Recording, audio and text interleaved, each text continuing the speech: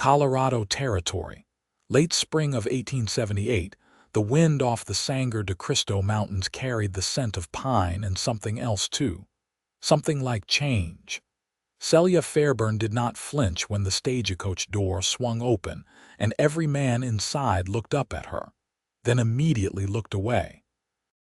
She stepped down onto the dirt street of Silverbrush, tall as any soldier, with her wide-brimmed hat tucked under one arm and her chin high. She had not come to be stared at. She had come to begin again. She walked straight past the livery, boots thudding where the boardwalk creaked beneath her. At 6 feet and 2 inches, Celia was used to being seen first and dismissed second. Boys back home in Kansas had joked about climbing her like a tree. Men in Wichita had tried to shrink her down with their eyes. But she had built a life anyway. She had run her father's ranch after he died, until a bank and a bitter uncle took it.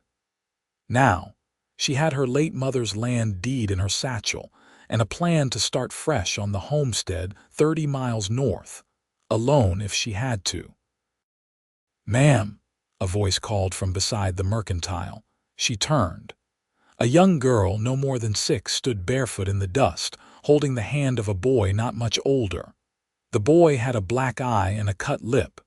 The girl's cheeks were tear-streaked. Celia crouched, her knees near eye level with the girl. "Where's your mama?" "She left," the boy said. "Said she'd come back. That was yesterday." Celia looked from one child to the other, her throat tightened. "What are your names?" "I'm Addie," the girl whispered. "And he's a Sa." Asa lifted his chin like he was daring her not to believe him. "We don't need help." Celia stood, jaw set. "Well, I do, and I figure 2 hands are better than none. You 2 help me get supplies, I'll feed you." "Deal." The children exchanged wary glances, then nodded.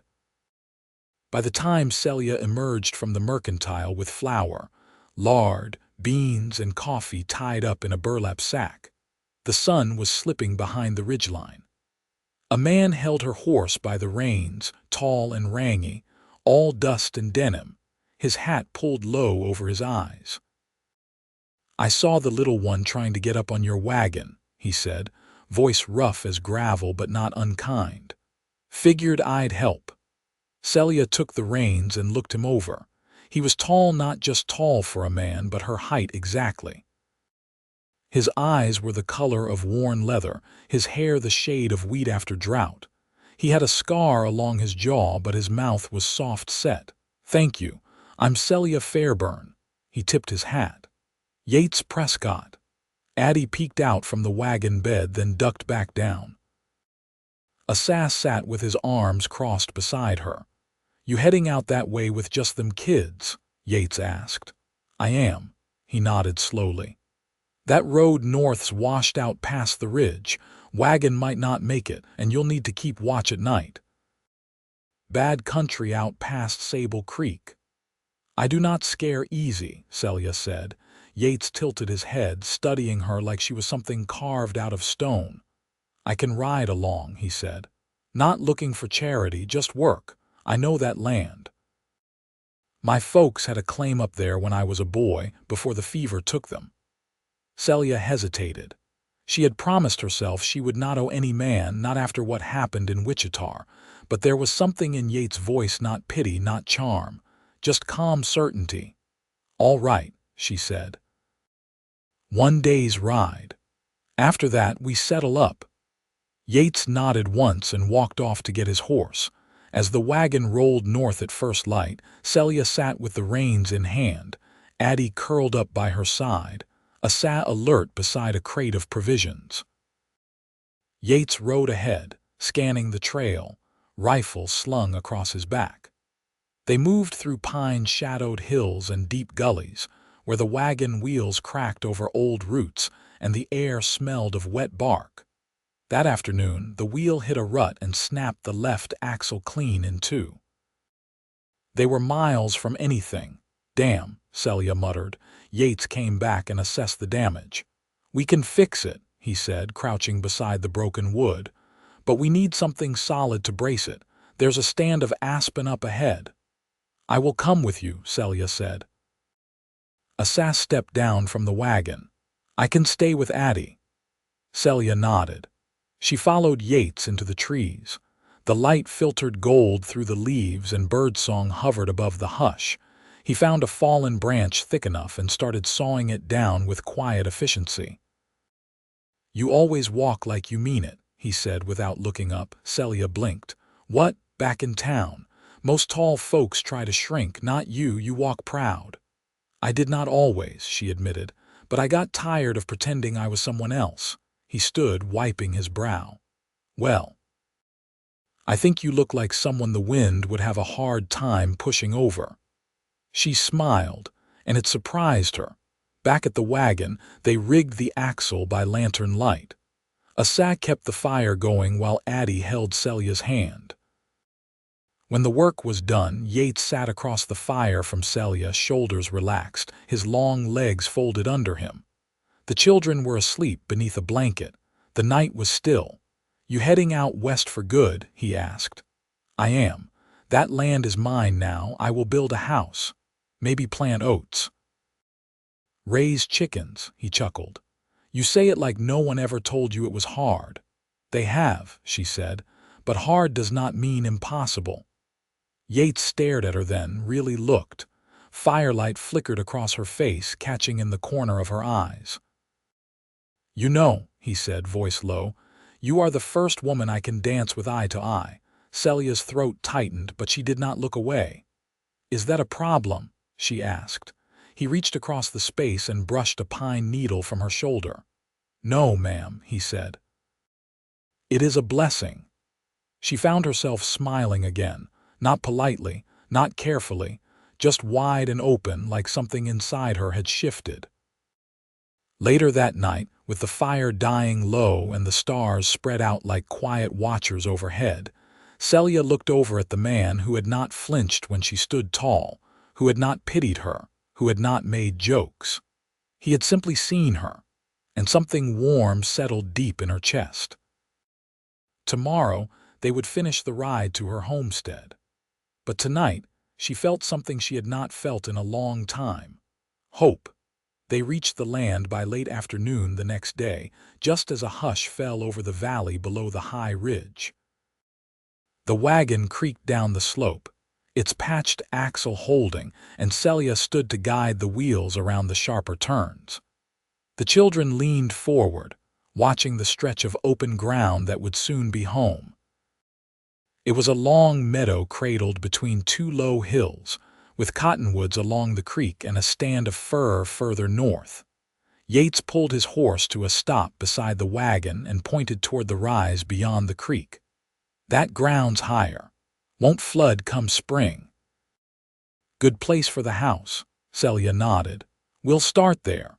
They crossed the stream where the water ran shallow and clear. The grass was knee-high in places, and the soil pulled up dark and damp when Celia knelt beside a patch. "Good earth," she said.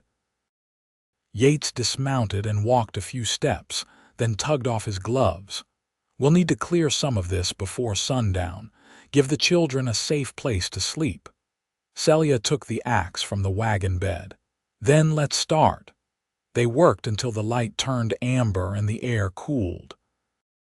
Yates cut branches for a lean-to, and Celia laid out canvas while Assas gathered rocks for a fire ring. Addie carried the kindling without being asked.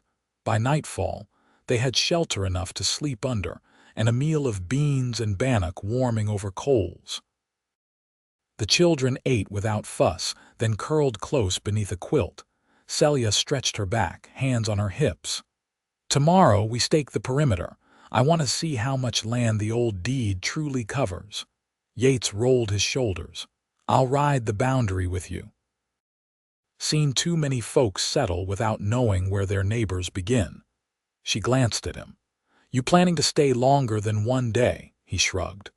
"No sense riding off tonight with the sun gone and no clear trail back. Besides, I'd like to see how you mark a claim." Celia didn't answer right away. She stirred the fire with a stick, listening to the night insects hum in the brush. "I don't know what kind of man you are yet, but so far you work quiet and keep your word." That's more than I've had from most. Yates leaned back on his elbows. I don't talk much unless there's something worth saying. I noticed. He looked toward the stars. Back when my parents were still alive, my mother used to say the land remembers kindness. Every fence post driven straight, every calf pulled from the mud, it all counts for something. Celia sat beside the fire, elbows on her knees. My mother died before I could ask her what she believed in. My father only believed in keeping what was his. And you, she looked into the flames. I believe in earning what I keep. He nodded once, slow. That'll carry you further than most creeds. They didn't speak again for some time. The fire burned low, and the wind carried a faint rustling through the grass. Yates stood and walked to where his horse was tied. He untied the blanket from his saddle and brought it back, laying it across the children without a word. Celia watched him, her eyes unreadable. You always take care without being asked. I don't see the point in waiting for permission to do what's right. She let out a breath that wasn't quite a laugh. You're a strange one, Yates Prescott. He tipped his hat back slightly. You're not exactly common yourself, Miss Fairburn. Good. She went to her bedroll then, lying on her side with her face toward the fire. Yates remained seated, watching the dark horizon. The land stretched wide and silent around them, and the sky above was so full of stars it looked like it might split open. In the morning, they walked the boundary line, marking each corner with stones and notches cut into bark. The land was larger than Celia had imagined, more than enough for a house, a garden, and pasture if she ever got cattle. At the western edge, they stopped under a tall pine. This spot's near the center, Yates said. Wouldn't be a bad place for your door to face. Celia rested a hand on her hip and looked out over the meadow. I want to see the sunrise when I wake. He stepped beside her. Then you'll have that. Their shoulders nearly touched. She didn't move away. Where will you go after this? She asked. He hesitated. Haven't decided. I could use someone who knows how to build more than a lean-to. He looked at her then, really looked, and there was no distance in the space between them. I can stay a while, help you get the roof on. Maybe longer if you'll have me. She didn't answer right away. She turned toward the east where the ridge cut sharp against the pale sky. I'm not looking for someone to rescue me, Yates, I know. I don't want to owe any man. You don't. She met his gaze. Then yes. Stay. He nodded once. They walked back to camp in silence, but it was the kind of silence that held something steady between them, not waiting, not unfinished, just real. By noon, they were digging the first post hole for the foundation. And for the first time in years, Celia Fairburn didn't have to brace herself against the weight of being too much. She just worked beside a man who saw her clearly and stayed. By midsummer, the house stood framed against the slope, its beams weathered from sun and sweat. A single room to begin with, walls rising from fieldstone and pine, the roof half shingled, the door still missing its latch. But it was shelter, and it was theirs. Celia stood barefoot in the soil behind the house. Sleeves rolled past her elbows, coaxing rows of young corn from the earth. Her hands were black with soil, her cheeks streaked with perspiration. She could hear a Asa chopping kindling near the creek. Addie sang to herself while she gathered wildflowers from the edge of the meadow. Yates worked along the west wall, driving nails into the final crossbeam. His shirt hung from a nail beside him, his back burnt darker than the rest of him, shoulders lean and roped with muscle from weeks of labor. He wasn't a loud man, but his presence had become a sound, all its own, boots moving across wood, tools clicking into place, and that low hum he carried beneath his breath when he worked long hours. You build like someone who expects to stay, Celia said without looking up. He paused, wiping sweat from his brow with the back of his wrist. You plant like someone who expects the land to listen. She pressed her thumb into the soil, settling a sprout. If it doesn't, I'll find another way." Yates walked over and crouched beside her, resting his forearms on his knees. "There's a stubbornness in you that doesn't bend. I've seen it. I've had to." He nodded, looking out toward the ridge. "I knew a woman like you once. She taught school down in Trinidad. Wouldn't let the mayor scare her off when she kept teaching girls to read. What happened to her? She married a blacksmith and built a schoolhouse twice as big as the first. Still there, too." Celia straightened, brushing her hands off against her skirt. "Did you know her well?" "I respected her," he said. "But I didn't stay in that town long. I didn't stay anywhere, not until now." She met his eyes, the space between them close enough to feel his breath catch. "Why now?" "Because this place doesn't ask me to be anything I'm not. And because you look me square in the eye and don't flinch." Celia felt her chest tighten, that old instinct to brace herself trying to rise. But it didn't take hold, not this time. Addie's voice carried from the far side of the field. "Miss Celia, there's smoke." Celia and Yates turned together. A thin column drifted from the tree line to the east. Yates stood, already striding toward his horse. Could be lightning strike. Could be someone passing through. Celia ran to the wagon, pulling the rifle from beneath the bench. "I'll come with you." "Stay with Addie and keep her close." Yates glanced back, his expression unreadable. "You sure?" "I've lived through worse than watching smoke," she said. "Let's go." They rode out together, the earth dry beneath the hooves, the scent of char and pine growing sharper as they neared the source. When they reached the clearing, they found a man crouched beside a blackened fire pit, his horse tethered nearby. He wore a blue wool vest and had a Union Army canteen at his hip. He raised both hands when he saw them. "Didn't mean to draw attention. Just passing through. Name's Silas Greeley. Headed west after a bad run in Missouri." Yates kept his rifle lowered but steady. "This is claimed land," Silas nodded. "I'll be gone by morning, just needed a dry place to rest." Celia studied the man's boots, worn near through at the sole. "You wounded?" "Just tired," he said. "I got nothing to take. Just hunger and a long road behind me." She lowered her rifle. "We've beans and bread if you'll be gone by sunup." Silas's shoulders eased. "I'd be grateful." Yates didn't speak until they were riding back. "You've got a generous streak."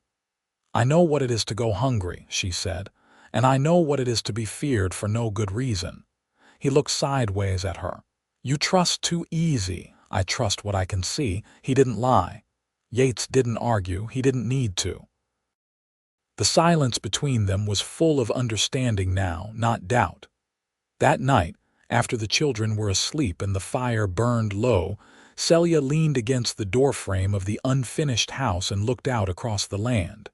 Yates stood beside her, arms crossed. "I was thinking," he said.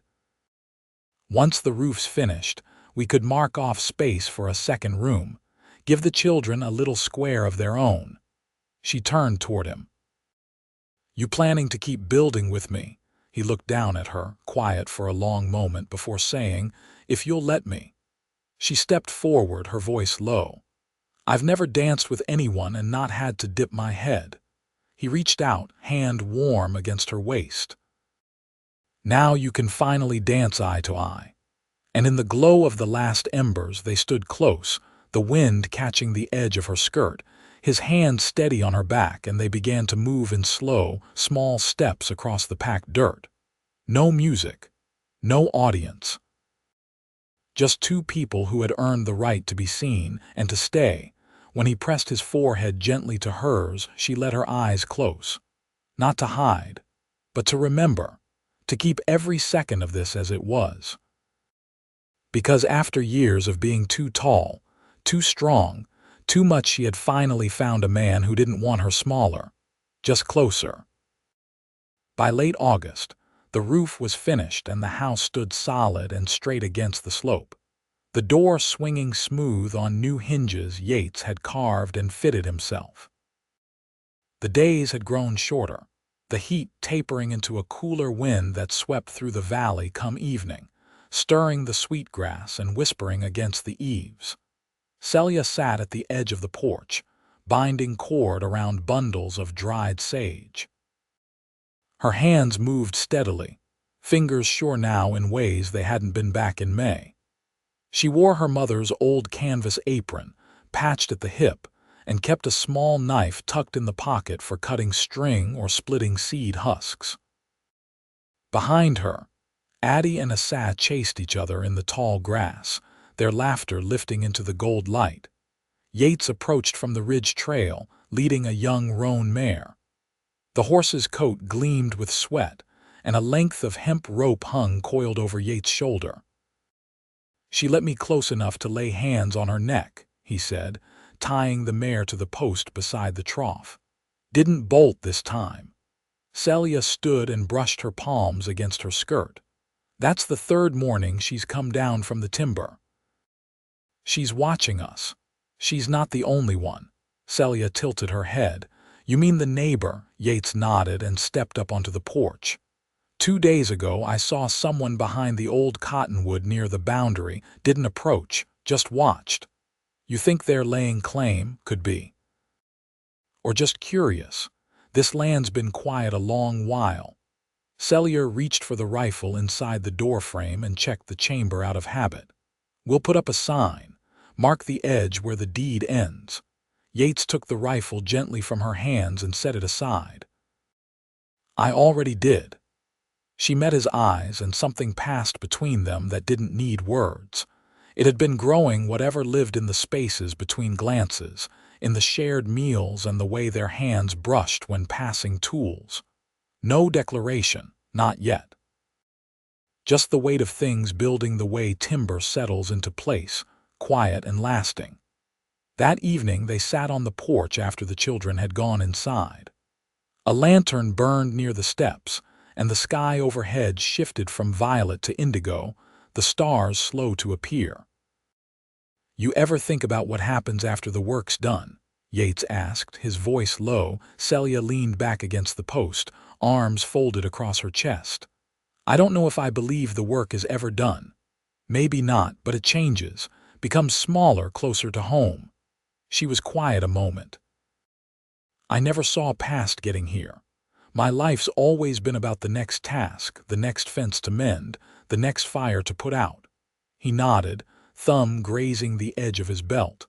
"I used to tell myself I'd stop once I found a place that didn't feel borrowed." Celia looked at him then, really looked. "And this land doesn't feel borrowed." She exhaled slowly, watching the moon rise over the far ridge. "I've been building walls around myself since I was 15. Thought if I kept them high enough, no one could tell me I wasn't enough, not graceful enough, not soft-spoken enough, not small enough to be wanted."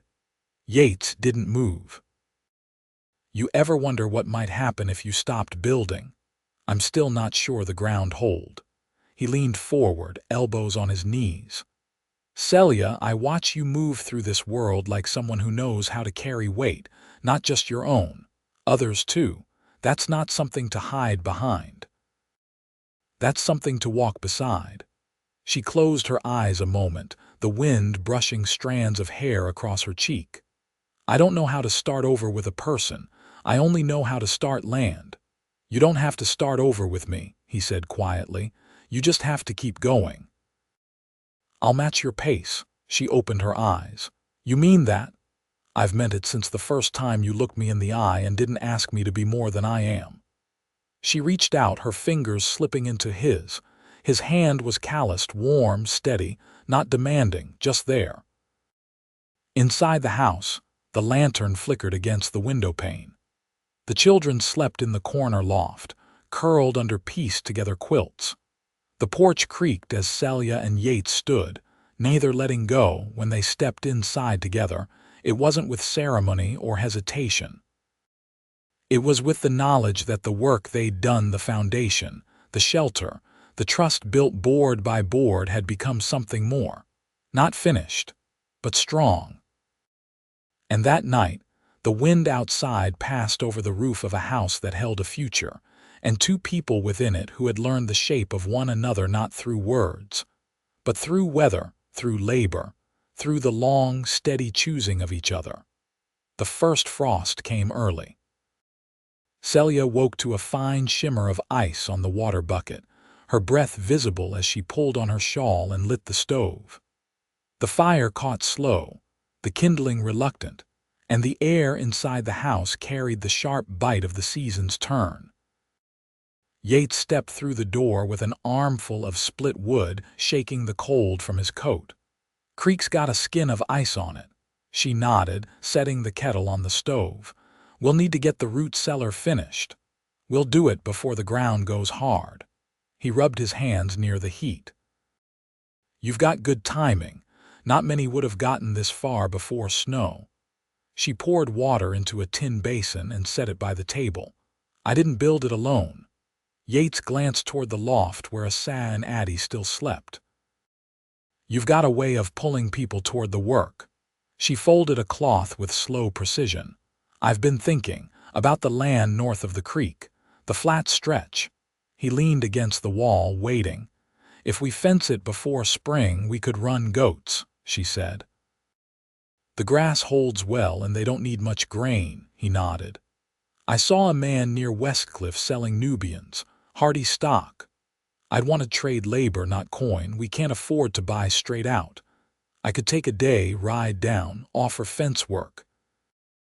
"They'll need it before winter." She hesitated, then said, "You'd come back." He stepped closer, eyes steady on hers. "You think I'd leave?" "I've known men who stayed just long enough to eat through the larder." "I built this roof," he said. "My hands are in every beam. I don't ride from something I've made." Celia didn't look away. "Then we'll plan for goats." 3 days later, Yates rode out with a bedroll and a tin of biscuits wrapped in cloth. He kissed her cheek before he left, not quick, not shy, but a quiet press of promise that stayed with her long after the sound of hooves faded. He kept busy mending Asa's boots, teaching Addie to count dried beans in rows of 5, checking the seams of the house for draft. At night, she sat by the stove with a ledger open on her lap, sketching arrangements for fencing and feed with the tip of her pencil. She did not pace, she did not dwell, but she listened for hoofbeats at dusk. He returned on the 4th day, leading 2 goats tethered by rope and a sack of seed oats slung over the saddle. His knuckles were scraped, and there was a tear in his shirt cuff, but his eyes were easy.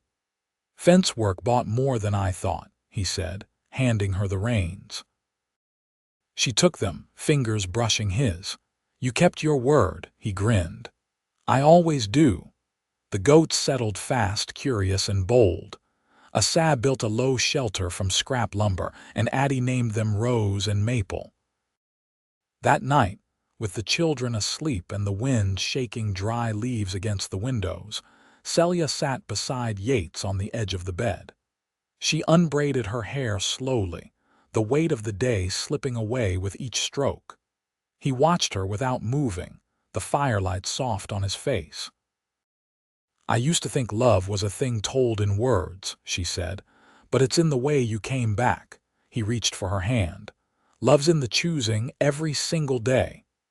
She turned to him and kissed him, not rushed, not uncertain. It was the kind of kiss that wasn't an end or a beginning, but part of something already rooted deep. Winter passed with a stern hand. Snow came in heavy drifts, and they shoveled paths from house to barn, from barn to creek. Celia and Yates took turns keeping the stove fed through the long nights, and Asa learned to read by oil lamp while Addie stitched cloth squares into her first quilt. There were no easy days, but there were good ones. By spring, the garden beds were dug, the goats were heavy with kid, and the sound of laughter came often from the porch. Neighbors began to come by traders, a widow from 2 ridges west, a couple with twin boys seeking land. They brought seed, advice, and talk of a schoolhouse being built halfway to Silverbrush. Celia stood taller when she spoke now, not because she had to prove something, but because she carried pride without apology. Yates stood beside her, not in front, not behind, and together they chose what came next. One warm evening in May, with wildflowers blooming along the fence line and the creek running high with meltwater, Celia stepped outside and found Yates waiting beneath the cottonwood. He held something wrapped in oilcloth. "I made this," he said, unwrapping it. It was a carving, a small figure of a woman standing with one hand resting on a post, hair pulled back, chin lifted. She was tall, solid, graceful without bending. "I wanted you to see how I see you," he said. Her throat tightened, but she didn't look away. "That's me, that's exactly me," he nodded. "I hoped you'd know it." She took the carving, held it gently, then reached for his hand. "Marry me." He blinked, then laughed softly, the sound low and full. "You asking?" "I am." "Then yes." They married in the meadow, with Asa holding the ring and Addie carrying a bouquet of dried sage and wild clover.